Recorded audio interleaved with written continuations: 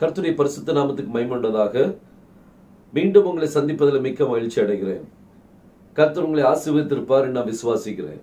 இன்னைக்கு நம்ம ஒரு சின்ன செய்தியை பார்க்கிறதுக்கு முன்பதாக ஒரு வசனத்தை வாசித்து ஜெபித்து நாம் அதை ஆரம்பிக்கலாம். ஜக்கரியா 4ஆம் அதிகாரம் 6ஆம் வசனத்திலிருந்து நம்ம தியானிக்கலாம். வேதம் சொல்லுகிறது, Then he answered and spoke unto me, saying, This is the word of the Lord unto Zerubbabel, saying, Not by might nor by power, but by my spirit, said the Lord of hosts. அது தமிழ்ல வாசிக்கிறேன். அப்பொழுது அவர் ஜெருபாபேலுக்கு சொல்லப்படுகிற கர்த்தருடைய வார்த்தை என்னவென்றால், பலத்தினாலும் அல்ல பராக்கிரமத்தினாலும் அல்ல, என்னுடைய ஆவியினாலே ஆகும் என்று சேனைகளின் கர்த்தர் சொல்லுகிறார். இங்க இந்த வசனம் எனக்கு ரொம்ப பிடிச்சமான வசனம். இந்த வசனத்திலிருந்து நம்ம ஒரு சில காரியங்களே நம்ம பார்க்க போறோம். அதுக்கு முன்பதாக நம்ம ஜெபிக்கலாம். நம்ம தலையில் தாழ்த்தி நம்ம ஜெபிப்போம். ஸ்தோத்திரம் கர்த்தாவே, வானத்தையும் பூமியும் படைத்த எங்கள் எலோஹிம் தேவனே, எங்கள் எல்ஷடாய் தேவனே, துதிக்கிறோமப்பா. யெகோஷுவா மேசியாவின் நாமத்தினாலே ஜெபிக்கிறேனப்பா. வாசிக்கப்பட்ட அந்த வசனத்திலிருந்து நீர் எங்களோடு பேசும்படியாக ஜெபிக்கிறேன். கர்த்தாவே, எங்களை பலப்படுத்துங்க, விசுவாசத்தில் இன்னும் பலப்படுத்துங்க. விசுவாசம் குறைவுள்ளவர்களாக நாங்கள் கண்டால் கர்த்தாவே, எங்களுடைய அவிசுவாசம் நீங்கி நீர் விசுவாசத்தை நீ நிரப்பும்படியாக ஜெபிக்கிறேனப்பா. ஆசீர்வதிங்க தகப்பனே, தேவைகள் சந்திக்கப்படட்டும். இதுல இருந்து எங்களோடு பேசும்படி பிள்ளைகளுக்கு இதை கேட்டுக்கொண்டிருக்கும்படி பிள்ளைகளோடு நீர் பேசும் அப்பா. இந்த வார்த்தைகள் அவர்களுக்கு ஆசீர்வாதமாக அமையத்தக்க நிற்கிற செய்யும். யெகோஷுவா மேசியா நாமத்தில் கேட்டுக்கொள்கிறேன், ஜீவனுள்ள நல்ல பிதாவே, ஆமென், ஆமென். நம்ம இப்ப செய்திக்குள்ளாக நம்ம போலாம். நம்ம வாசித்த வசனத்தின்படி, பலத்தினாலும் அல்ல பராக்கிரமத்தினாலும் அல்ல, என்னுடைய ஆவியினாலே ஆகும் என்று சேனைகளின் கர்த்தர் சொல்கிறார் அப்படிங்கிற வார்த்தையை நம்ம பார்த்தோம். இந்த பலத்தினாலும் அல்ல, பலன், மைட், ஸ்ட்ரென்த், இந்த ஸ்ட்ரென்த்தை குறித்து நம்ம பார்க்க போறோம். கர்த்தர் உன்னுடைய ஸ்ட்ரென்த்னாலும் அல்ல, உன்னுடைய பலத்தினாலும் உன்னுடைய பவர்னாலையும் அல்ல, ஆனா என்னுடைய ஆவியினாலே என்ன செய்யும், ஆகும். இந்த ஸ்ட்ரென்த் சொல்லும் போது இதுக்கு எபிரேய மொழியில என்ன சொல்லுவாங்க அப்படின்னா, காயில் அப்படின்னு சொல்லுவாங்க. காயில் காயில் அப்படின்னா அதுக்கு 4 அர்த்தங்கள் உண்டு. காயில் அப்படின்னா 4 அர்த்தம் உண்டு. முதல் அர்த்தம் நம்மளுடைய ஸ்ட்ரென்த், ஒரு மனிதனுடைய ஒரு ஸ்ட்ரென்த். உங்களுடைய சுய பலத்தினால உங்களால செய்ய முடியாது. எந்த காரியம் எடுத்தாலும் சரி, உங்களுடைய சுய பலத்தினால செய்ய முடியாது. இரண்டாவது, அவர் என்ன சொல்றாருன்னா, எஃபிஷியன்சி. இந்த காயில்ங்கிற வார்த்தைக்கு எஃபிஷியன்சி, அதாவது திறமை. இன்னைக்கு நிறைய பேருக்கு நிறைய திறமைகள் இருக்குது. நல்லா பாடுவாங்க, நல்ல கவிதை எழுதுவாங்க, நல்ல கதைகள் எழுதுவாங்க, நல்ல மியூசிக் வாசிப்பாங்க, நல்ல இன்ஜினியரிங் படிச்சிருப்பாங்க, நல்ல ஞானம் கொடுத்து இருக்கும். அது அவங்களுடைய எஃபிஷியன்சி. அவங்க கர்த்தர் அவங்களுக்கு கொடுத்த ஒரு திறமை. எதை கொடுத்தாலும், எந்த வேலை கொடுத்தாலும் சாதிச்சு வந்துருவாங்க. அப்படிப்பட்ட திறமை. ஆனா வேதம் சொல்லுது, உன் திறமையினாலும் அல்ல, உன் பலத்தினாலும் அல்ல, என்னுடைய ஆவியினாலே என்ன செய்யும், ஆகும். இன்னைக்கு நிறைய பேருடைய விசுவாசம் தன்னுடைய கரத்துல இருக்கிற பலத்துல தான் இருக்குது, தன்னுடைய திறமையின் மேல இருக்குது. ஆனா கர்த்தர் சொல்கிறார், உங்க திறமையின் மேல உங்களுடைய நம்பிக்கை இருக்கக்கூடாது. நம்மளுடைய திறமையினால நம்ம எதையும் சாதிக்க முடியாது. அப்ப யார் மேல நம்மளுடைய நம்பிக்கை வைக்கணும்? ஆவியானவர் மேல, பரிசுத்தாவியானவர் மேல நீங்க நம்பிக்கை வைக்கும் போது எல்லா காரியத்தையும் அவர் வாய்க்கும்படியாக அவர் செய்வார். பாருங்க, இந்த காயில் அப்படிங்கிற வார்த்தைக்கு முதல் அர்த்தம் பலன் அப்படிங்கிற அர்த்தம், இரண்டாவது திறமை, மூணாவது ஐஸ்வர்யம், வெல்த். நிறைய பேருக்கு ஐஸ்வர்யத்து மேல ஒரு நம்பிக்கை. எனக்கு காசு இருக்குது, அதனால எனக்கு வேற எந்த கவலையும் இல்லை. நிறைய பேருக்கு இப்படிப்பட்ட ஒரு இது மேல, ஐஸ்வர்யத்து மேல ஒரு நம்பிக்கை இருக்கும். ஆனா ஐஸ்வர்யம் நம்மளுக்கு கை கொடுக்காது. ஐஸ்வர்யத்து மேல நம்பிக்கை வைத்தால் அது நம்மளை காத்து கொள்ளும் அப்படிங்கிறது கிடையாது. சுனாமி வந்தது, நிறைய ஐஸ்வர்யவான்கள் எல்லாரும் போயிட்டாங்க அதுல. ஐஸ்வர்யவானா இருந்தவங்க எல்லாம் இன்னைக்கு மீண்டும் பழைய, அதாவது திரும்ப ஆரம்ப நிலைக்கு வந்து திரும்பவும் தன்னுடைய வாழ்க்கையை கட்டக்கூடிய நிலைமைக்கு வந்துட்டு பாருங்க. ஐஸ்வர்யத்தின் மேல நம்மளுடைய நம்பிக்கை வரக்கூடாது. ஆனா யார் மேல நம்மளுடைய நம்பிக்கை வரணுமா? நம்மளுடைய நம்பிக்கை கர்த்தர் மேல வரணும். யெகோஷுவா மேல என்ன செய்யணும்? நம்மளுடைய நம்பிக்கை வர வேண்டும். சோ இந்த காயில் அப்படிங்கிற வார்த்தையில அதாவது உன்னுடைய பலத்தினால் அல்ல, அதாவது லோஹா காயில் அப்படின்னு சொல்லுவாங்க. இந்த லோஹா காயில் அப்படின்னு சொன்னா உன்னுடைய ஸ்ட்ரென்த்னாலையும் அல்ல, உன்னுடைய திறமையினாலும் அல்ல, உன்னுடைய ஐஸ்வர்யத்தினாலையும் அல்ல. நாலாவது ஒரு பாயிண்ட் உண்டு. நாலாவது அதுக்கு அர்த்தம் என்னன்னா சேனை, ஆர்மி. ஒரு பெரிய சேனையினாலும் முடியாதது. ஒரு பெரிய சேனை. இஸ்ரவேல் ஜனங்கள் எப்பவும் நீங்க பாருங்க, கிதியோன் ஒரு நல்ல அருமையான ஒரு உதாரணம். நம்மளுக்கு 32,000 பேர் கூட்டு வந்தான் யுத்தத்துக்காக. கர்த்தர் சொன்னார், உன்கிட்ட நிறைய பேர் இருக்கிறாங்க, ஆளை குறைச்சிரு. கடைசியா குறைச்சி அவன்கிட்ட மிஞ்சினது 300 பேர் தான் அவன் கையில இருந்தாங்க. ஒரு பெரிய சேனையை முறியடிக்கிறதுக்கு 300 பேர் தான். 300 பேர். இந்த சேனையினால முடியாது. இந்த சேனை இப்படி இருக்கிற இந்த ஆர்மியினால முடியல. கர்த்தர் என்ன சொல்ல விரும்புறாருன்னா, நீ உன்னுடைய சேனையினால் நீ சேனை மேல நம்பிக்கை வைக்காத, என் மேல நம்பிக்கை வை. உன்னை சுற்றி இருக்கிற ஜனங்கள் மேல நம்பிக்கை வைக்காத, உன்னுடைய சுற்றி இருக்கிற ஃபோர்ஸ் மேல நம்பிக்கை வைக்காத. ஆனா யார் மேல நீங்க நம்பிக்கை வைக்கணும்னா யெகோஷுவா மேல நீங்க உங்களுடைய நம்பிக்கை என்ன செய்யுங்க? வைங்க. பாருங்க, வேதம் சொல்லுது, இந்த காயில், லோஹா காயில் அப்படின்னு சொல்லும் போது உங்களுடைய பலத்தினாலும் அல்ல, உங்களுடைய திறமையிலையும் அல்ல, உங்களுடைய ஐஸ்வர்யத்தின் மேல உங்க நம்பிக்கை வேண்டாம், உங்களுக்கு பின்னால் இருக்கிற பெரிய சேனை மேலே உங்களுடைய நம்பிக்கை வேண்டாம். இன்னைக்கு நிறைய பேர் உங்களுக்கு சொல்லுவாங்க, நான் உன் பின்னால் இருக்கப்பா, நீ கவலைப்படாத, முன்னேறி போ அப்படின்னு சொல்லுவாங்க. அப்படி சொல்றவங்க கூட உங்களை கைவிட்டுடலாம். ஆனா நம்ம தேவன், நீங்க வணங்குற யெகோஷுவா ஒரு நாள் உங்களை என்ன செய்ய மாட்டார்? கைவிட மாட்டார். சோ இந்த லோஹா காயில், அதாவது உன் பலத்தினாலும் அல்ல அப்படின்னு சொல்லி வரும்போது இந்த பலத்தையும் குறிக்குது, திறமையும் குறிக்குது, ஐஸ்வர்யத்தையும் குறிக்குது, ஒரு பெரிய சேனையும் குறிக்குது. இன்னைக்கு உங்களுடைய நம்பிக்கை யார் மேல இருக்கு? சிந்திச்சு பாருங்க. பாருங்க, இப்ப நம்ம வாஸ்தவம் அதுல பலத்தினாலும் அல்ல, பராக்கிரமத்தினாலும் அல்ல அப்படின்னு சொல்லி கர்த்தர் சொல்றார்.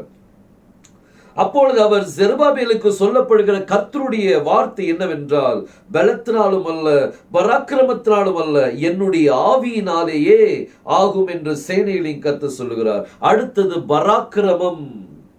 இந்த பராக்கிரமம் என்ன? இந்த பராக்கிரமத்துக்கு என்ன சொல்வீங்க? பாருங்க, வேதம் சொல்லுது, பவர் அப்படின்னு சொல்லி வரும்போது, பவர் அப்படின்னு சொல்லி வரும்போது கோஆஹ் அப்படின்னு சொல்லி சொல்லுவாங்க. கோஆஹ். ஓகே, கோஆஹ். கோஆஹ். இந்த கோஆஹ் அப்படின்னா அதுக்கு அர்த்தம் வந்து பவர், வல்லமை, பவர். ஒரு நிறைய சொல்லுவாங்க, என் பவருக்கு முன்னாடி ஒண்ணும் கிடையாது அப்படின்னு சொல்லுவாங்க. WWE அவங்க தன்னுடைய பலத்தை காமிக்க, தன்னுடைய பவர் அவங்க காமிக்கிறாங்க. நிறைய சொல்லுவாங்க, என்னுடைய பவர் என்னன்னு தெரியாம என்கிட்ட விளையாடாத அப்படின்னு சொல்லுவாங்க. இப்படி நிறைய காரியங்கள் நீங்க பார்க்கலாம். சோ இந்த பவர் அப்படின்னு சொல்லி வரும்போது என்னென்ன பவர்? ஒரு மனிதனுடைய பவர். ஒரு மனிதனுடைய பவர். இன்னைக்கு ஒரு வேலை செய்யணும், ஒரு பெரிய பிசினஸ் நடத்தணும்னா மேன் பவர் தேவை. Man power. இந்த மேன் பவர் என்னது? ஒரு பெரிய கூட்டம், இவங்கெல்லாம் சேர்ந்து ஒரு ப்ராஜெக்டை கம்ப்ளீட் பண்றாங்களா, அந்த ஃபோர்ஸ் அவங்களுக்கு தேவை. அந்த மேன் பவர் இல்லாம அவங்களால ஒன்றும் செய்ய முடியாது. அதனால மேன் பவருக்கு அட்வர்டைஸ்மென்ட் பண்ணுவாங்க, எங்களுக்கு மேன் பவர் தேவை அப்படின்னு சொல்லுவாங்க. இந்த மேன் பவர் மேல கூட உங்களுடைய நம்பிக்கை வேண்டாம். சோ லோஹா காயில், லோஹா கோஹாஹ். சோ இந்த லோஹா கோஹாஹ் இந்த வார்த்தையும் கூட என்ன சொல்லுது அப்படின்னா, உங்களுடைய பவர்னால முடியாது, ஒரு மேன் பவர்னால முடியாத ஒரு காரியத்தை உங்களுடைய மேன் பவர் மேல நம்பிக்கை வைக்காதீங்க. இந்த மேன் பவர் கூட சில நேரம் என்ன செஞ்சிடும்? டிஸ்டர்ப் ஆகி விட்டுரும். இன்னைக்கு இப்போ எல்லாம் ரோபோட் பவர் மேலதான் நம்பிக்கை வைக்கிறாங்க. மேன் பவர் மேலே நம்பிக்கை வைக்காதீங்கன்னு சொல்லிட்டாரு. ரோபோட் பவர் என்ன செய்ய போகுது பாருங்க. அடுத்தது இந்த கோஆஹ் அப்படிங்கிறதுல முதலாவது the power of the man, இரண்டாவது the power of the beast, ஒரு மிருகத்தினுடைய ஒரு பவர். இன்னைக்கு நிறைய இடங்கள்ல மிருகத்தின் வல்லமை தேவைப்படுகிறது. எதுக்கு? பெரிய பெரிய லாக் எல்லாம் பிடிச்சு இழுக்கிறதுக்கு யானை தேவை. பல காரியங்கள் இப்போ ஹார்ஸ் பவர் அப்படின்னு சொல்லி இருக்குது. இந்த ஹார்ஸ் பவர், ஒரு குதிரையினுடைய பவர் வேணும். எங்கேயாவது போன முடியல, அது மேலதான் ஏறி போறாங்க. சோ இந்த ஒரு மனிதனுடைய பலத்தினாலும் அல்ல, ஒரு பவர்னால அல்ல, ஒரு மிருகத்தின் பவர்னாலையும் அல்ல. மூணாவது ரொம்ப இன்ட்ரெஸ்டிங், மூணாவது காரியம், இந்த பவர்ல மேன் பவர், அடுத்தது பீஸ்ட் பவர், அனிமல் பவர், மூணாவது angel power. Angel power, angel அப்படின்னா அசுத்தாவிகளுடைய பவரும் வரும், அதே மாதிரி தேவ தூதர்களுடைய பவரும் என்ன செய்ய வரும். இதுகளால செய்ய முடியாத கூட யார் தான் செய்வார்? கர்த்தர் தான் செய்வார். நிறைய பேருக்கு ஏஞ்சல் மேலதான் நம்பிக்கை உண்டு. ஏஞ்சல் மேல நம்பிக்கை வைக்காதீங்க. நம்மளுடைய நம்பிக்கை யெகோஷுவா மேல இருக்கணும். இந்த எந்த பவரும் செய்ய முடியாத காரியத்தை அவர் என்ன செய்வார்? செய்து தருவார். இது எல்லா பவரும் கைவிட்டுறலாம், ஆனா அவர் ஒரு நாள் உங்களை என்ன செய்ய மாட்டார்? கைவிட மாட்டார். நீங்க நினைச்சிருப்பீங்க இந்த மிருகம் பரவாயில்ல, இந்த மிருகம் நம்மளுக்கு நல்ல உதவி செய்து, இந்த மிருகத்தின் பவர்னால எவ்வளவு காரியங்களை சாதிக்கிறேன் நீங்க நினைக்கலாம். ஆனா ஒரு சின்ன வியாதி அந்த மிருகத்துக்கு வந்துட்டுன்னு வைங்க, அந்த பறவைக்கோ மிருகத்துக்கோ வந்துட்டு அப்படின்னா அப்புறம் அதனுடைய பவர் அவ்வளவுதான், முடிஞ்சது. ஒன்னும் செய்ய முடியாது. தோல்விக்கு மேல தோல்வி சந்திக்க வேண்டியிருக்கும். உங்களுடைய நம்பிக்கை ஏஞ்சலுடைய பவர் மேலேயும் இருக்கக்கூடாது. இன்னைக்கு நிறைய பேர் விச் கிராஃப்ட் மேல நம்பிக்கை. ஏதாவது ஒரு காரியம்னா உடனே அங்க போய் அணுகுவாங்க. குறி கேட்கிறது, குறி கேட்க கூடாது. ஒரு கிறிஸ்தவன் குறி கேட்க கூடாது. உங்களுடைய நம்பிக்கை அது மேல இருக்கக்கூடாது. அந்த ஆவிகளின் வல்லமை மேல இருக்கக்கூடாது. விழுந்து போன தூதர்களுடைய வல்லமை மேல இருக்கக்கூடாது. நிறைய பேர் ஜெபம், கர்த்தாவே உம்முடைய தூதர்களை அனுப்புங்க, உம்முடைய தூதர்கள் தூதர்கள் தூதர்கள் சொல்லிட்டு இருப்பாங்க.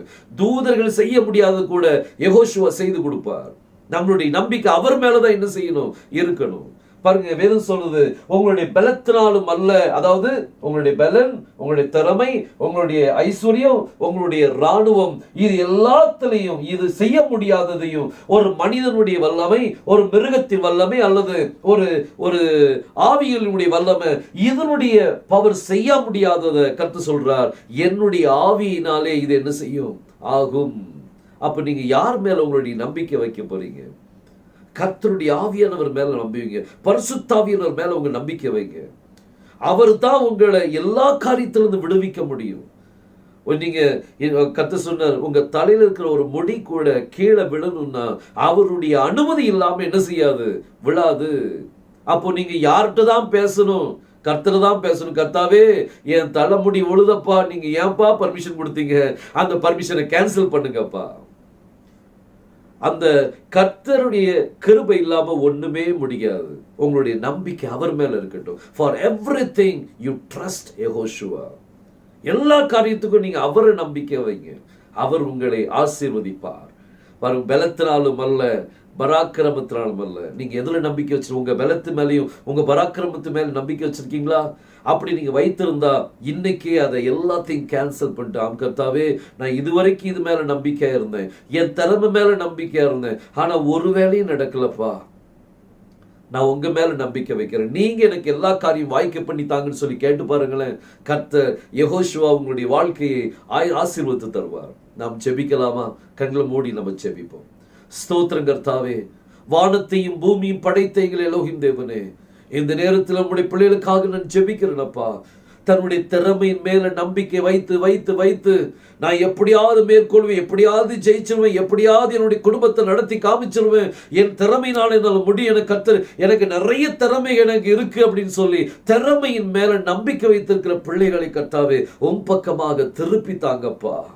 தன்னையே ஏமாத்தி கொண்டிருக்கிற பிள்ளைகள், தன்னுடைய ஐஸ்வர்யத்தின் மேல, தனக்கு இருக்கிற ஐஸ்வர்யத்தின் மேல நம்பிக்கை வைத்து கர்த்தாவே தன்னுடைய வாழ்க்கையை வீணாக்கி கொண்டிருக்கிறார்களப்பா. இவங்களுடைய கவனத்தை உம்பக்கமாக திருப்பும்படியாக ஜெபிக்கிறேன். பூமியின் குடிகளை, பூமியின் எங்கும் உள்ளவர்களே, என்னை நோக்கி பாருங்கள், அப்பொழுது நீங்கள் ரட்சிக்கப்படுவீர்கள், நானே தேவன், வேறொருவர் இல்லை என்று சொல்லி ஏசாயா 45:22 சொன்னீங்களப்பா. ஜனங்கள் உம்மை நோக்கி பார்க்க நிற்கிறவ செய்யும். யெகோஷுவாவை நோக்கி பார்த்து தேவனை சகல கிருபைகளை பெற்றுக்கொள்ள நீர் உதவி செய்யுமப்பா. யாரெல்லாம் தேவனை காரியம் சித்தி ஆக மாட்டுகிறதே, என்னுடைய காரியத்தை எப்படியாவது நான் வாய்க்கப்பட நினைக்கிறேன், ஆனா என்னால முடியல என்று சொல்லி தவித்துக் கொண்டிருக்கிற பிள்ளைகளுடைய கவனம், அந்த பிள்ளைகளுடைய விசுவாசம் உண்மையில இன்னும் உறுதியாக வர நீர் அவர்களை ஆசீர்வதிக்கும்படியாக ஜெபிக்கிறேன். ஆசீர்வதிங்கப்பா. தாழ்த்தி உம்முடைய கரத்தலிலும் மீட்பரும் இரட்சகருமாகிய யெகோஷுவா மேசியா நாமத்தில் கேட்டுக்கொள்கிறேன், ஜீவனுள்ள நல்ல பிதாவே. ஆமென், ஆமென், ஆமென். கர்த்தர் நம்மளை ஆசீர்வதிப்பாராக.